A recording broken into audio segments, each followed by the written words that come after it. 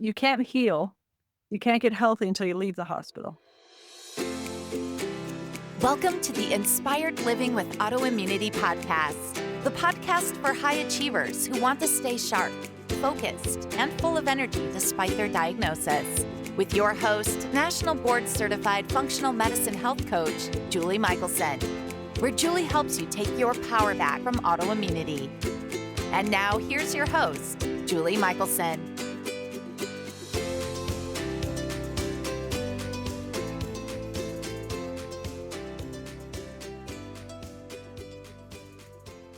Welcome back to the Inspired Living with Autoimmunity podcast. I'm your host, Julie Houghton, and today we're joined by Dr. Siobhan Newman, the founder and chief medical officer of Newman MD Life Care. She is board certified in emergency medicine and a fellow in family medicine. She brings over 30 years of experience of treating complex medical emergencies and chronic diseases, and she serves as cellular medicine faculty with the SSRP Institute. Her practice, Newman MD Life Care, is transforming cutting-edge research into powerful clinical solutions through regenerative therapies and preventative medicine, focusing on health span, performance, and neurodegenerative care. In today's episode, we're talking about the cellular medicine approach to health and how restoring and supporting cellular function is the often overlooked key to recovering from autoimmunity and other chronic inflammatory conditions.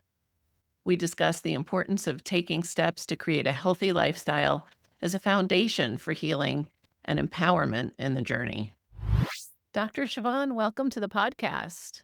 Well, thank you, Julie. So happy to be here.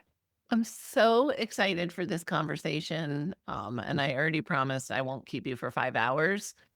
But first, let's just start with, how do you go from emergency medicine to being a cellular medicine expert? Oh, that's a good question. I think every change in thinking or career is based on self or something that goes wrong with yourself and what you see. So in the emergency room, I love the emergency room. Don't get me wrong. I had great years of practice there, many years. It really suited my family life and how I can function as a person. As you know, being a physician can sometimes, not be good for family life. So, loved it. And I did a lot of nights and it was fantastic. You think you're doing some good things and you are. It's that momentary save of a person that, and getting somebody past a crisis. But then, I was just noticing more and more that no one was getting better, that you get them through this life or death thing, but they're going to either live miserably for many more years or it's going to cascade into other things.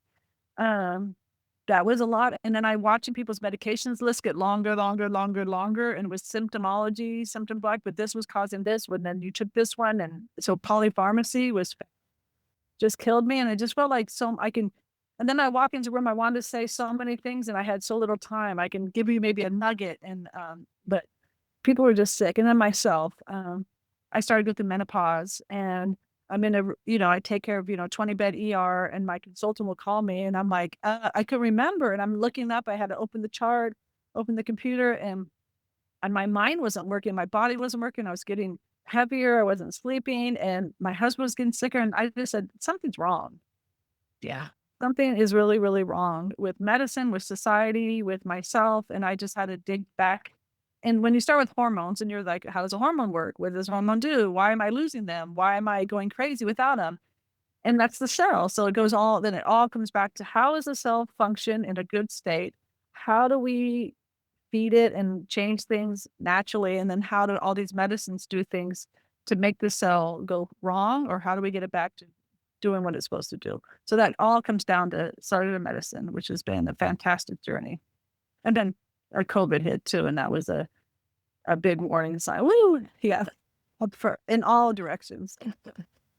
Which, and I love that you said you loved the ER, right? And you were doing good things. I say all the time, like, God, for acute care, the Western system, I mean, that's what it was designed for. It's sick care, emergency care medicine. Correct.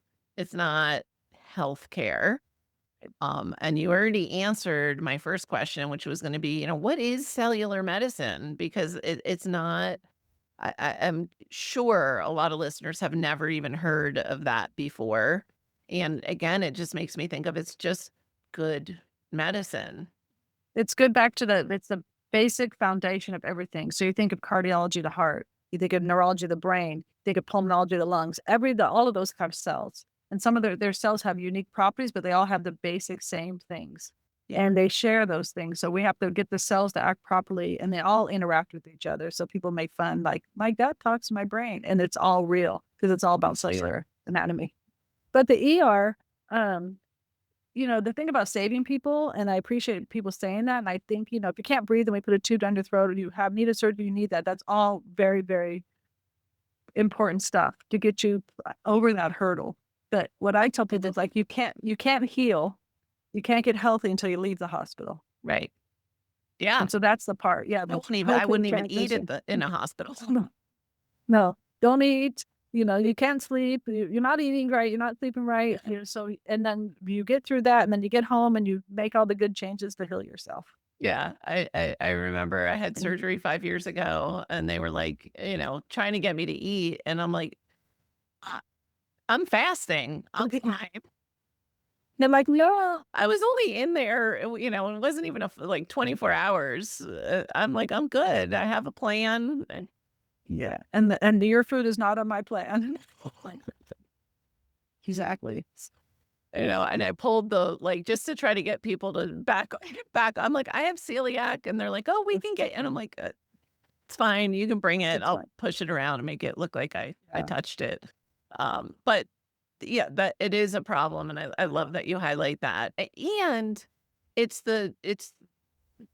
they don't ask, "Why did this happen?" to bring you Oh, to the yes. ER, right? So Right. there's no root cause being addressed.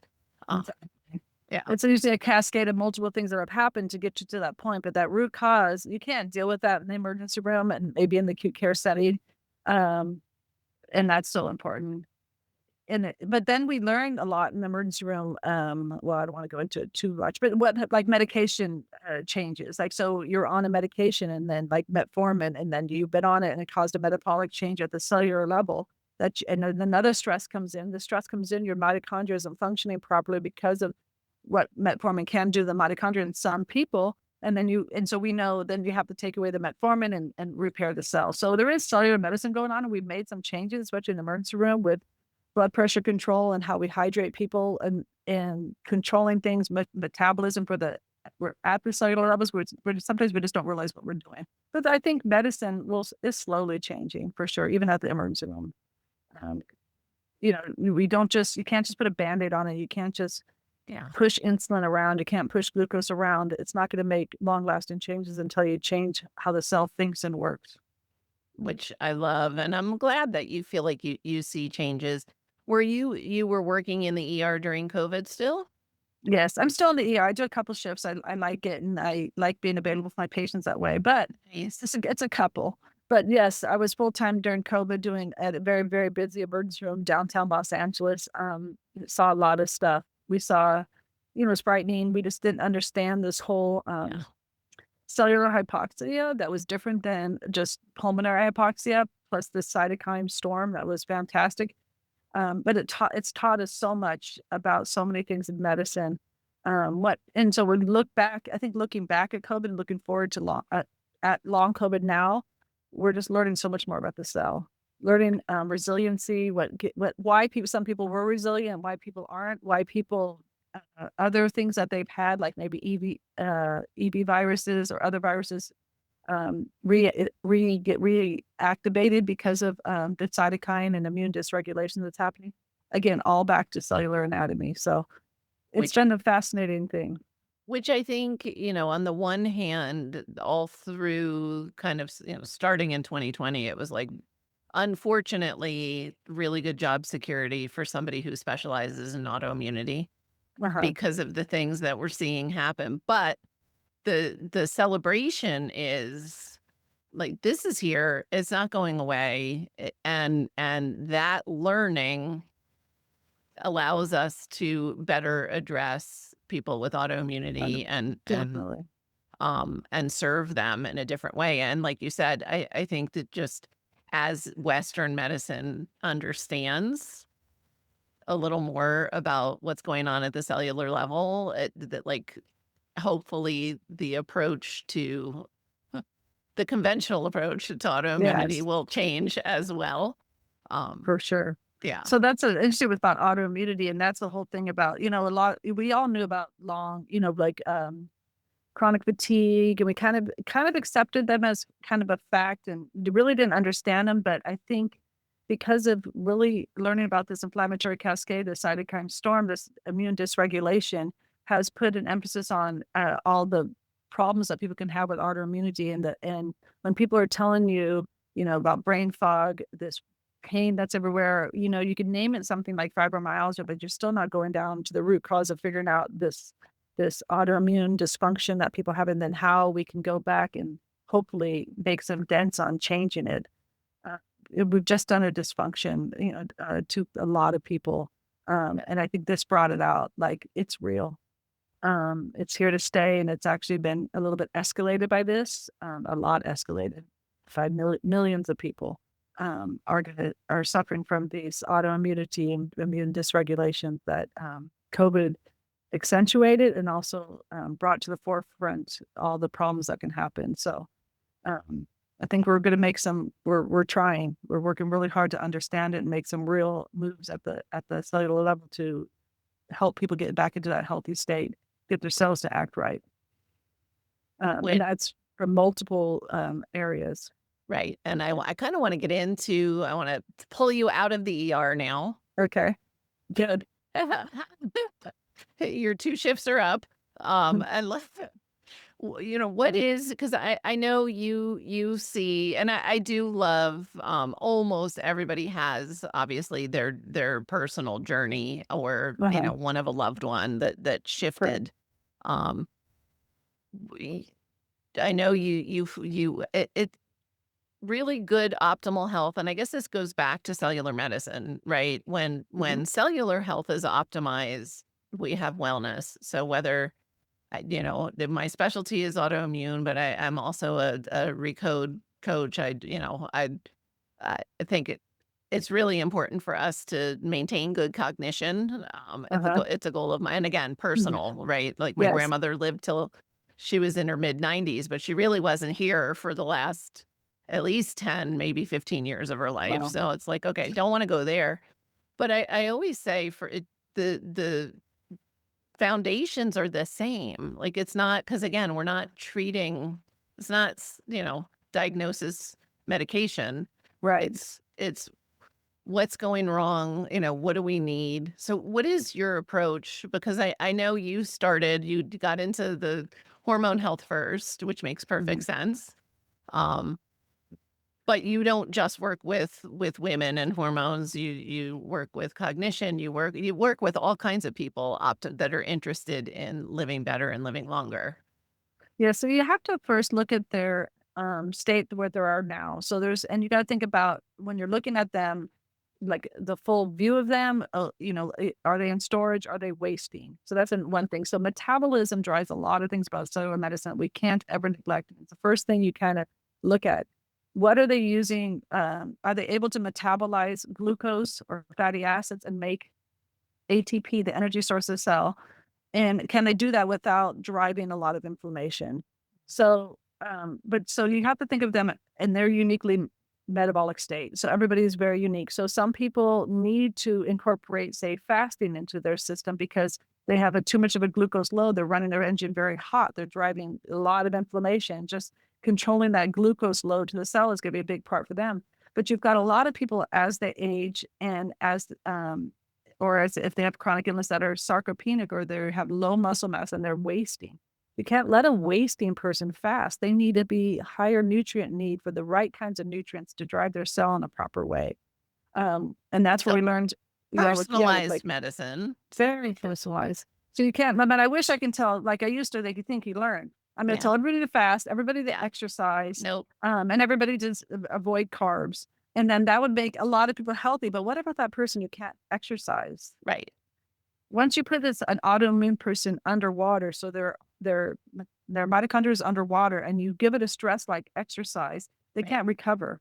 Yeah. So it's very individualized. But a big thing I work with, you got to think of it in a way, yeah, I can't talk. If you forget recovery, so a lot of people have to recover first before you can build. So when I Yes. first get a person in my practice, there's a lot of recovery. There's a lot of discovery about what's making them so sick and then recover them. And a lot of recovery is supplying back to the cell what it needs. Um, and I think what's really popular I think it's kind of going out to society right now is the idea of good fats and good lipids. Finally. Finally, we all went through, I'm a little older, but we went through that time where we became low fat, all these fake sugars, fake food, and society got a lot sicker. It started like 70s, 80s. We really started, that eating the fifth meal, taking out butter, we took out eggs, and we took out animal proteins, and we took away a lot of good fats. Fats made you fat. They thought that it's all wrong. Yeah. And so people got diabetes more, a huge increase of dementia. Their brain wasn't being supplied with the good oils and fats that they need. So that's kind of where I went into the crazy space of plasmalogens. I don't know how much. So this whole idea of good fats and good lipids, it's really lipid science. It's what every cell, the cellular membrane, every organelle in our body is surrounded by all these lipids, and they control everything about the cell, what comes in and out, how the receptors work. They control oxidation and inflammation. So these lipids are super important. So people have to really understand what they need to take into their body, if it's food wise or even supplement wise, which, as they need it and their body really needs it. So I think that's a really good starting point, is recover them as much as you can before you try to build them. And then we can build back good cells and good brain cells and good myelin and all that, as long as we've done the recovery work first. I love that you say that, because everybody wants like that action. I was on a call this morning with a client who has not exercised really since college. And he was an athlete in college. And so he actually, the client that referred him to me, works with him and said, you need to exercise. Like, that needs to be part of your. And so he started with twice a day, which of course he did for 5 days and didn't do. And he doesn't have autoimmunity. He wants to up level. He understands. He works in the longevity space, but wasn't kind of walking the talk. So, so I love that you highlight that, because people don't realize. I see it a lot with exercise in particular is a really good example of. And I did it at one point in my journey as well. There's almost this mentality of like, my RA is not going to take this thing away from me, right? And so we're just driving inflammation by over exercising. And so again, back to personal, but it's so great that you highlight the, like, okay, first we just need to support, where like assess. I'm assuming you do assessments as well. Yes. And you do a lot of fun, fancy. It is interesting, as I think, with podcasts and internet and AI and all the things.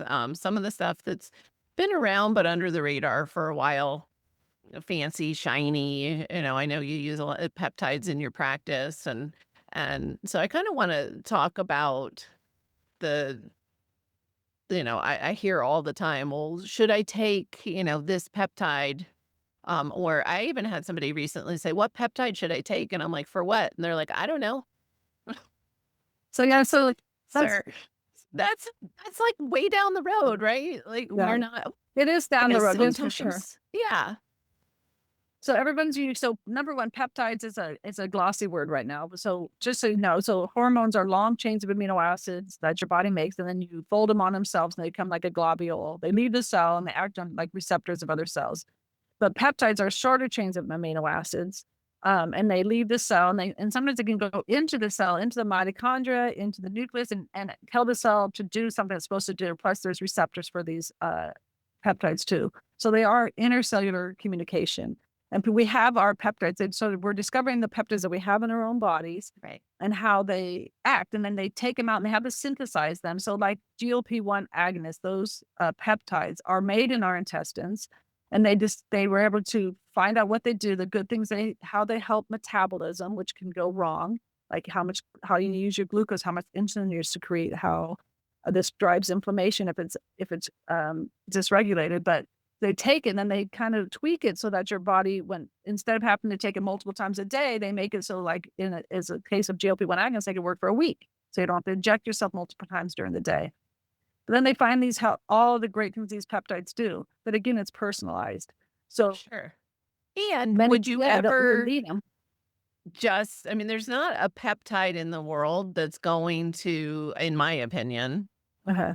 is going to outdo poor lifestyle or poor, Of course it not. like, so what are the areas, what do you highlight, or where do you start with people other than, through like, I'm sure you're doing the assessments and, figuring out, you're always thinking about, okay, what's going on at the cellular level. But Yes. what I would imagine in your practice is similar to ours, where like the patients you have to drop that doctor fix me mentality and be willing to create the change and do the work, supported and guided. But Right. There is what a lot of work. So it's hard. You have to understand the focus that this is a 3 month, 6 month, 9 month, 10, 12 month kind of plan. There is things that need to happen right away for people. Sure. Some people need some kind of relief. And we have some little tricks or tools that we can use to give you a simple fix for something like a really bad autonomic dysregulation where they're just miserable. They get these flares and stuff. So there is things like that because people need that. But they do have to know they have to put in the work. And that's the thing about metabolism. If you don't put in the work and eat the right proteins and do the right muscle building things, you will lose muscle. And we can't get healthy if we're losing muscle. So we have to watch these things, and these are all maintained.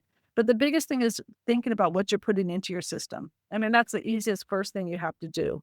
If you're just going to eat McDonald's and take carbs all the time, or simple sugars, and eat processed foods and seed oils, and you're not going to make just those changes, then you're not going to get anywhere with anything else. You can't take a peptide or anything else into your body and think it's going to improve it.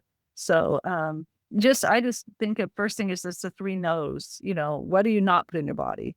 And my biggest things is I don't want you to put any seed oil into your body, because we talked about good oils that are good for you, like olive oil and butter, animal fats, that are good oils. But then you talk about the seed oils that are totally inflammatory.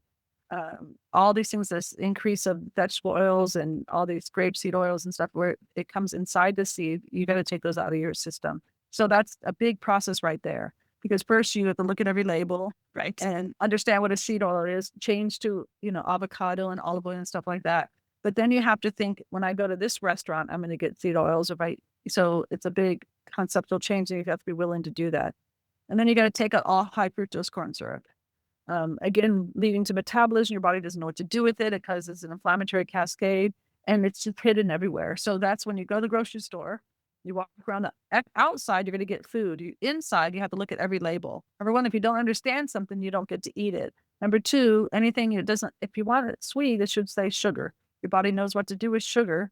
It doesn't know what to do with high fructose corn syrup or any of those things. So taking that out. And that's even, I teased my husband. I said, I buy good ketchup at home. And I know you want that In-N-Out fry, which is it's a treat, but why use that ketchup? I mean, Right. I'm not going to be the freak that has ketchup in my bag. I would think about it or bring it home, but don't ketchup, because they're not going to buy the good ketchup. Sugar.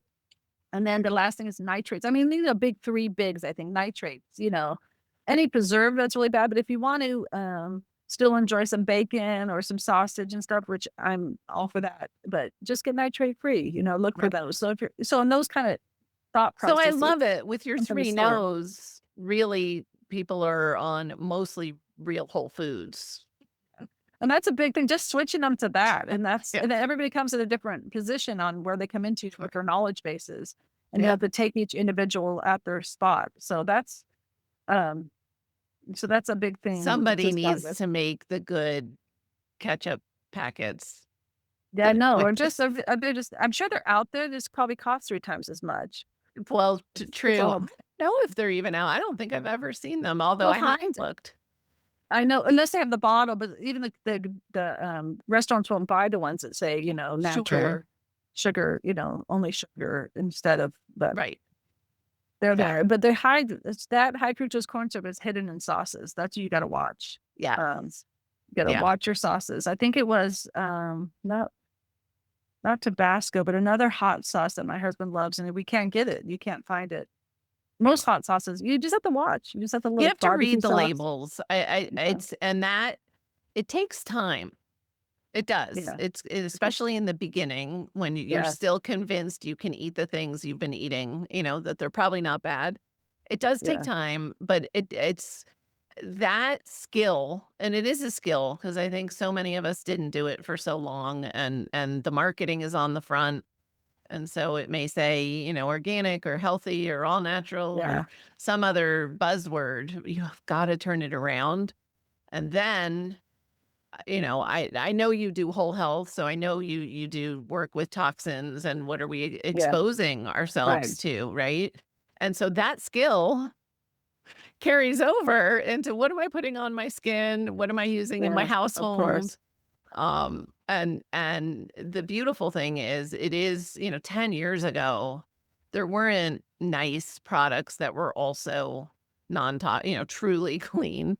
Yeah. And I am not the girl who's gonna make, I did make my own laundry detergent one time and it wasn't good. It's not for me. Yeah. Yeah. It's We hard. Yeah. we have more But and more they're out there. options. Yeah. It is, and hopefully not. The price point was always a concern too. Like to eat Sure. organic, you have to probably 10 times as much money, and that's not fair. But I think it is changing. But you have to be aware. But the whole idea of toxins, and that's a good point to bring up because kind of some people come to you at that fact, like I need to remove all toxins. I But need you to be put 10 people, perfect. yeah. If you put 10 people in front of all these toxins and one gets an autoimmunity, what's different about that one? And sometimes you have to go back to the cellular level and say, why can't you handle these stresses? Or has there been multiple hits of Sure. stresses that are potentiating your cell to run these cytokine storms, or have these mast cell activations or histamine activations? So sometimes it's not good to go in right away and try to get rid of like something that might be in your body. People worry about, let's get rid of this mold, let's get rid of this um, virus, but sometimes it's not possible. And sometimes your body has hid them away where they're not being For exposed. safety. Yeah. For safety. Yeah. So you do have to get the cell at a better place to be able to handle this. And so if you're going to do a detox, you need to first have your cell in the right position to be able to handle that detox and handle that inflammatory cascade that's going to come out. So we definitely work on that. Get reserve. Yeah. Cellular reserve is a real big thing you have to think about for each person. I And that's love that. dietary wise. Some supplements, and I'm not supplement crazy, but there's good things out that we're not getting from our nutrition. And then things like adding in plasmalogen, good fats, are super important to protect your body at the mitochondrial level. And if somebody's starting, I'll just say like behind the eight ball, so they've got some kind of chronic inflammatory process going on, and they're already, eating real whole foods and focused on good healthy fats. I mean, is just using olive oil and butter enough to help like repair those cell membranes, or do you have So it depends tricks? on if they've already done that. So you do have to, sometimes you have to measure to really know on a person. So Okay. to measure plasmalogens, there's ways to do it out there. It's a little different than regular other cholesterol or other lipids in your body. So measuring your plasmalogens is a good thing to know because there's great studies, really good studies on long-term for dementia care as well as autoimmunity with COVID had some fantastic studies showing people with baseline low plasmalogen levels did a lot worse over time. So they couldn't handle these toxins and these inflammatory things. So therefore their body degenerated faster or had this inflammatory cascade that overtook them, like with COVID. So the level of your plasmalogens you have, so your body makes plasmalogens. You don't eat them, like that. I mean, Right. you get them in breast milk and stuff, but as you're growing, your peroxisomes will make plasmalogens, but people will make different levels, and then you'll use them up. Let's say you get a viral infection, your body goes and grabs the plasmalogens out of your membranes and uses it to squelch out the fire that's just happened. And so let's say you have that, and then you're a night shift worker and you do 3 nights in a row after that. And then you go and you have a stressful events at home, you have a family death, and those 3 stresses back to back deplete your plasmalogen levels. So you can measure to see where you're at. I mean, just to use my husband as an example, I think he was about 62. We measured his plasmalogens. We did an MRI. He had 0 plasmalogens. It was just frightening. And to know it, you think you're eating okay. You think you're doing all right. We look back and his cognition was foggy and he was not doing good at all. It's kind of hard to see that. We compensate though. Oh, you We're definitely compensate. You do Yeah. like, oh yeah, I have low energy in the afternoon. I drink 3 cups of coffee and then I eat a Mars bar and I can get going. There's something wrong there. don't do that. No, don't do that. So that's where he was That was functioning. not prescriptive. So, but then you got, Yeah. you need these plasmalogens, and sometimes you have to take them externally, and then changing your diet because those seed oils, the wrong omega-6s are going to squelch your omega-3s, your good omega-3s, and squelch your omega-9s. So, dietary wise, you have to make those changes. It's not just, taking a good supplement and taking all this other junk in. So it's a combination. Everything's a combination. Nothing is in isolation. But these are something you can measure, and you can look routine labs. You can say it depends on what your mind's eye, how you look at them, and what you're looking at, like cholesterol levels, HDL. You're looking at inflammatory markers. You're looking at how much triglycerides you have, how much insulin you have. All these things put together gives you a picture too of do they have capacity to make plasmalogens in their brain where they need it to protect their myelin and protect their neurons. So it's all a science. Is where I find, do you find it concerning the approach of like squelching cholesterol Of to a course. degree that like I just got goosebumps even saying I because know. I see So patients come in and they'll be all excited like my cardiologist put me on this thing and now my now the total cholesterol cholesterol 110. is like Zero. yeah. So one thing is I think everybody needs to know there's nothing in our body that's bad. If we make something in our body, it's good. Right, Low serves a levels purpose. and high levels can show you something about your cellular anatomy not being right. So the problem with medicine is a lot of times we really, really concentrate on the high levels of things and what can happen, but we don't think about what the low levels can do. So there's a huge study they did of multiple countries, millions of people, of what cholesterol levels do people live the longest and live the healthiest. So it's one thing, like you were talking about your grandma. She lived to 95, but for 15 years of her life, she wasn't there. So Yeah. that's not what we're looking for. We're looking for the overall all-cause mortality, like people who lived longer, but also lived the healthiest, like the blue Sure. zone theory. Yeah. So the people that live the longest, the healthiest, had cholesterol levels of 200 to 250. There And you that's go. over multiple countries. So there is a disease, a rare disease of high cholesterol that's very abnormal. Plus, if you don't move your cholesterol around, so you have to look at the fluidity of the cholesterol, and you have to think about all these things. But dropping everybody's cholesterol is really low has led to increased mortality, increased diabetes, and increased neurodegenerative disease and dementia. All known facts in science, written in very, very good papers. Cholesterol is a good thing. The cholesterol we make in our brain is different than the cholesterol we make in the body. So when you're looking at cholesterol in the blood, you have to use your mind's eye and think about how the brain is surviving and what it's doing. So it's multifactorial. It's a lot of things have to be looked into this. There's some ways of lowering cholesterol that is healthier than other ways, of course, dietary wise, making sure your HDL, which is that one that moves things around and keeps your cholesterol fluid. If it's moving, one cell makes too much, HDL picks it up and takes it to where it's needed because it's needed. It's needed in a lot of places. Yeah. So these things, but very low cholesterol, we see high incidences of Parkinson's disease, dementia. Your body is starving. And if you starve your cell of a nutrient, it will go get it from somewhere. Right. If It's you gonna start, steal. yeah, it will steal. Yeah. It's steal from the brain because your body is going to, so your cell is going to go back to working the best it can with what you give it. And it's going to downgrade its ability to make energy, downgrade, it's going to cannibalize other things to work at the best it can until you give it back to what it needs so it can be high functioning again. That's the idea of, I think one thing I've learned, and I hope every day I'm learning, I change every day, but is that fatigue is something super important to think about in your body. Every time you talk to somebody who has an autoimmunity or a neurodegenerative disease, ALS, or anything bad, they really think about it. It was the inability to recover, the fatigue ability, because that's just a sign that your mitochondria, that energy producing organelle in your cell, is underwater, not working. And that's a bad sign. And that's what all these diseases start with. So thinking about, that, and when people say I'm just tired all the time, it's a thing we have to focus on and learn about. But back to cholesterol. Cholesterol is a great, wonderful thing. It's in every cell of our body. It lines every The organelle. repair molecule Puts makes out your the hormones. inflammation. It makes your hormones. That's what we see. So women go through menopause. And they Right. get to menopause and they don't have hormones. And then the body is saying, I want hormones, and their cholesterol goes up. So what does medicine do? They put them on an antidepressant, a statin, and lower the cholesterol down, and they don't fix their hormones. So now 10 years later, they're demented and have diabetes. Yeah. That's just how it works. But we're With trying more to five. change it. Gap, Yeah. or faster. So it's been normalized, and that's not okay. Okay. I want to circle back. I got excited, and we didn't talk about this before, everybody. I just, but I know who I'm talking to. And I think because it's so important. It's so prevalent right now. So those of us that have recovered from the low fat phase, 'cause that was a big part of my autoimmune driver. Yeah, for Was, sure.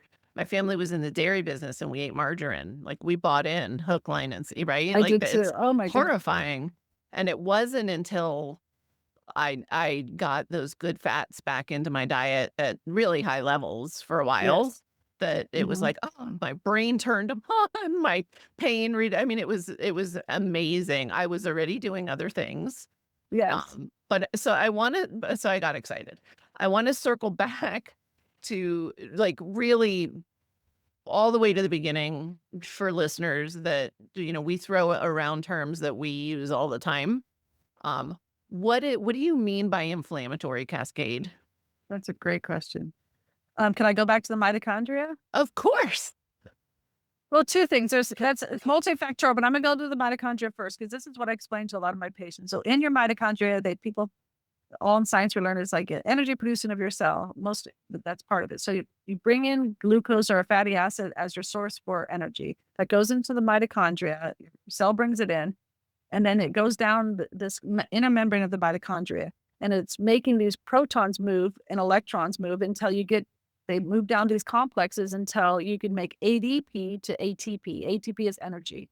But these electrons, number one, if there's something dysfunctional about that membrane, or you're running hot with like shoving glucose in it all the time, or these electrons will fall off. So you get extra electrons. So these electrons have to go somewhere. Electrons have to be picked up by something, and oxygen is prevalent. Oxygen and nitrogen, but we'll stick with oxygen, picks up these electrons. You get a superoxide. And people hear about that superoxide hot. So you have this hot superoxide. Now your body has to take care of the superoxide. And that's the start of inflammation. It's hot. And then so you have enzymes like superoxide dismutase, and then you break down that superoxide into hydrogen peroxide. And now you have something that's not so hot, but still hot. And then your body has to take care of this hydrogen peroxide. It uses some enzymes like glutathione peroxidase or catalase. Other things it uses like plasmalogens. It takes these plasmalogens, uses creatine, which if it doesn't have enough creatine, it'll eat your muscle to get it if it needs it. It uses that. It uses uric acid. It uses vitamin C acts like uric acid at this. So then it breaks this down into safe things, water and oxygen, and we're good. That's one thing of this inflammatory cascade. But that's a lot of work. So it's a lot of work. So we have to look at it from multiple levels. Some people will have enzymes that aren't so functional genetically. So some people will have they'll be susceptible to this easier if their body is in a stressful environment. But then you have things that I think a lot of things we forget about, like COVID and viruses. Our cells go what they call senescent. So if a cell isn't like it gets affected by a virus and the cell isn't working properly, it'll like, I need to back off to fix myself, so it becomes senescent. And when they become senescent, they actually spit out chemokines and cytokines and other inflammatory kind of proteins that hyper alerts the immune system. It reactivates the immune system to be looking around for things. And these cells need to be taken care of too. So your body, so the inflammatory cascade is multifactorial. So, but when I talk about this, bringing in the immune system, that can start from like viruses activating these immune systems, but if we can't do any justice to our listeners, we're not talking about the gut, Yes. and immune dysregulation. So I think people will understand this. So we have to control that mitochondria in multiple ways, either control it by what's coming in or control it by what's going out, control it by those supporting those enzymes that take care of all this oxidative stress. But you can't do it too much and you can't do it the wrong way. You have to be very careful and be knowledgeable what you're doing. Like you can't just go into a clinic and stick NAD into your vein or Right. stick glutathione in your vein and think it's going to fix everything, because that's not how it works. The cells don't work that way. Some things don't actually get into the cell, and some things will, like NAD, which you think, oh, that's energy. I'm going to give myself energy. Well, that NAD, if it's extra, will be used to drive an inflammatory cascade, because that's not how the cell works. Your cell knows how to use NAD, and NAD is used in multiple ways. So the other thing is like your immune system, your gut. If you don't control your gut layer, so the first, your gut is all touching the outside world. The whole gut is like your skin. It's all touching everything that you put in it. So the first layer, it comes across as a microbiome, tens and thousands of bacteria that are doing a lot of things for your body, more bacteria than you have cells all along your gut that need to be in the right, need to be fed right so they grow right. And you have the right ones that produce the things you need to do, even some of your neurotransmitters. And then next is a cell lining. So there's colonocytes, enterocytes that they have to be good and tight, and you have to not have done damage to those cells. So you have to make those cells healthy. Then right behind that is your immune cells. So they're just waiting for things to come through. Like, some people have true gluten allergies, but a lot of people can't tolerate a gluten Protein. protein that comes through the gut, because the barriers are all messed up. It comes Right. in, the immune system gets hyper alert. And when that immune system, it's like a barking dog. It should be there to find things and attack that. But when it gets hyper alert and too much, it goes out and it finds something to attack. Attacks your brain, it attacks your skin, you get psoriasis, you get thyroiditis, your heart, everything. So this immune system, so you have to really, it's so many things. There's not one thing. And We have to it is just like think. ground zero. It's never one thing, but I will say, anybody with chronic inflammation, I'm going on that ledge. Yeah. If you have chronic inflammation, you need gut work. Yes, Because yes. by the time I used to say if you've been diagnosed with an autoimmune disorder, but at this point, it's not No. just autoimmune. And so that is absolutely a piece, whether the driver was, diet, medication, toxin, viral, whatever. And you Yeah. need to find those things out too. But if you haven't done the work, you need to do the work. Right. It's work. And the gut is work, because let's say people will talk about like SIBO, these keywords out there, SIBO. So it's an overgrowth of a certain bacteria that is known to be bad in your body. But to just kill that off doesn't do you any good, because your body Why knows did how it- to grow. Yeah, you need to grow the good bacteria to push those bacteria up, and you need to be having bowel movements every day, because if you're not, number one, we don't solve constipation. If you're constipated, you're holding in all those toxins in your gut, and they're going into your body.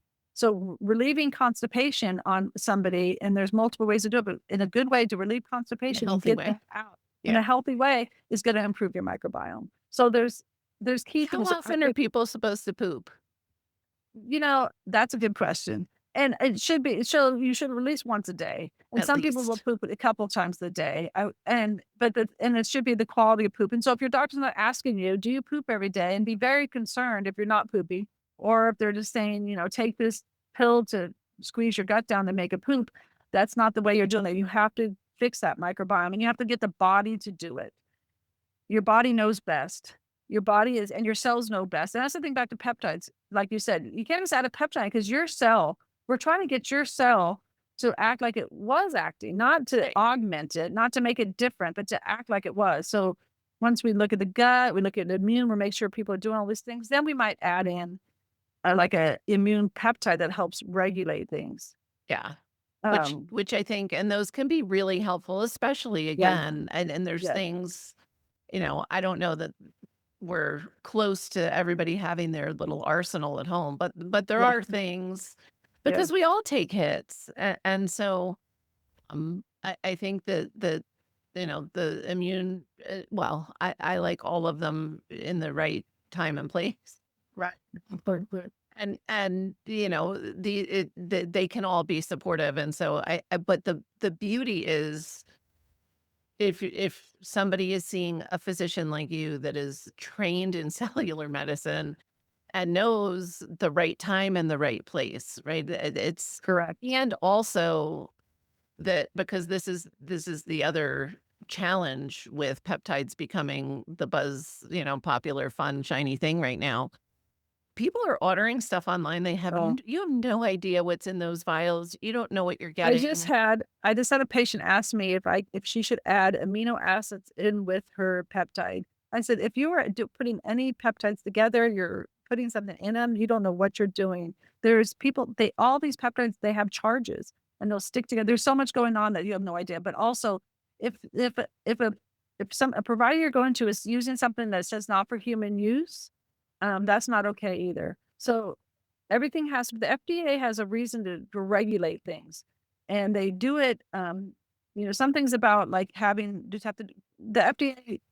If they're giving bad information, bad stuff's going to come out, and Right. also there's regulations on they have to do. Most things that they have to test one thing, it has to have one action. So there's a lot of things that where peptides kind of have multiple actions. So, but the place that makes the peptides has to be approved to do it for human use and do it in a sterile environment and not be able to do harm. So that is very Yes. important. So you can't just go on and buy them from, Mexico or wherever. I'm not trying to put down on Mexico, but any place China. that says China, you don't know what You have no what you're idea putting what's into in your body. there. Yeah. No idea. And there's some really, really bad things that are happening. Really bad things.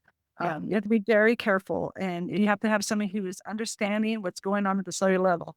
We're not trying to augment life. We're not trying to change the way God made it. We are trying to help the body take care of damage that has happened and regulate it back to itself. And that's in as a tool with everything else. It's not a fix all, just like GLP-1s, which is a peptide. You Right. can't just take a GLP-1 and eat the same way and not exercise and not get enough protein. You will become sicker. But they Yeah. have a great place and a great use for truly doing good work at the cellular level, as opposed to other ways we've treated diabetes, like insulin itself when somebody's in a hyperinsulinemic state or anything else that drives insulin up, or metformin that we, had a lot of good thoughts to process to what it was doing, but we know now it's actually does some damage to the mitochondria. So there's some good place for peptides. They have to be used with the proper pharmacist, the Yeah. proper provider in a proper way to help the body get better, as well as with everything else we're doing. It's not in Thank isolation. you. You have to be I feel very like careful. that's so important to Uh, highlight if we're gonna even say the word peptide. yeah, Yeah, and again, and that's where also the expertise, yeah, you can read stuff online and whatever, but you want a provider who's trained in cellular medicine so that they really understand what the peptide is supposed to be doing, right. and does that fit your need at this time? Yes, and looking at real research that's going on, and there's great research going on. There's another peptide that was just FDA approved for a rare mitochondrial disease called Barth syndrome, and the peptide we know other mitochondrial diseases. So somebody who can take this information, read all the studies, look at the cellular level, and then use that in appropriate other diseases that have mitochondria. That's what we call out of the FDA guidelines, or Right. because we're physicians, but Off-label. it's not that we're off-label. So the FDA will say this is for this disease, but we look at how that works at the cellular level. And we say, well, this disease does this at the mitochondrial level. We're going to use this peptide. But it has to be a very informed choice between yourself, your pharmacist, and your client, your patient, for sure. Absolutely. Oh, so much good stuff. So this change, not a change so much for you, but a change in understanding over the past 5 years, I think about, at least Western medicine taking into account cellular processes Mhm. out of necessity, right? With the cytokine storms and all these, inflammatory issues being triggered or exacerbated. Uh, Mm. What is, what's the future of autoimmune look like from your perspective? Yes, we know numbers increasing, but I mean like treatment approach. Do you see treatment approach changing in the future? uh, so the numbers are Hopefully. increasing, and I understand that Yeah. awareness is increasing, but um, the fact that COVID has really increased autoimmunity because of our cells' inability to regulate the immune system. We have to make full changes in dietary and what's allowed in our system. So it's more important. Like people worry about if you go and get a peptide from an animal source, they'll also go and believe the food industry and what they're trying to put in our feed and what they feed our animals that we eat. So that has to be that those things have to change. Autoimmunity won't change without that. Exposures, medication. So I understand that like kind of a weird case. So an autoimmunity that attacks your own muscles. So I had a patient that had metabolically exercised, did all the ate well. Um, she had a COVID infection, and then she did get the COVID vaccine, but this set off her immune system to be dysregulated. And she got made antibodies that attacked her own muscles and barely was like a cripple, couldn't walk.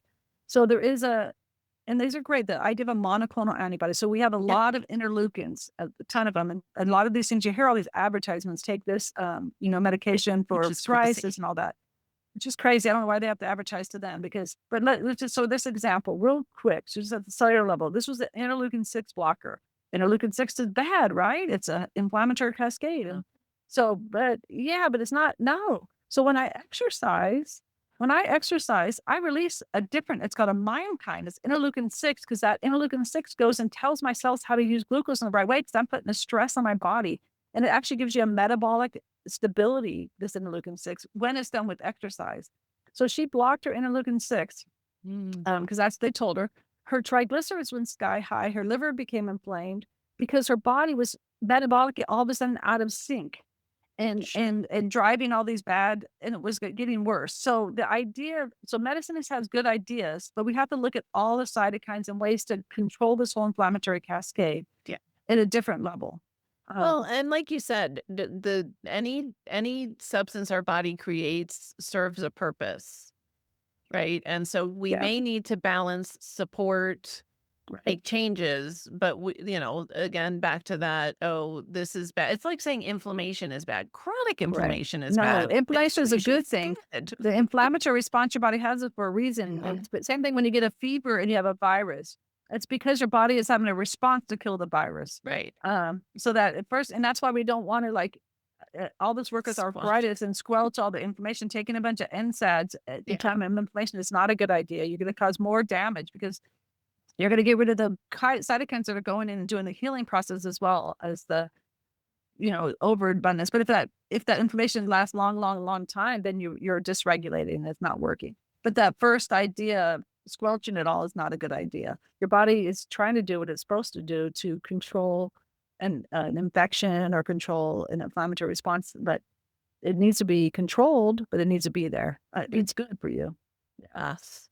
You have given us so much information.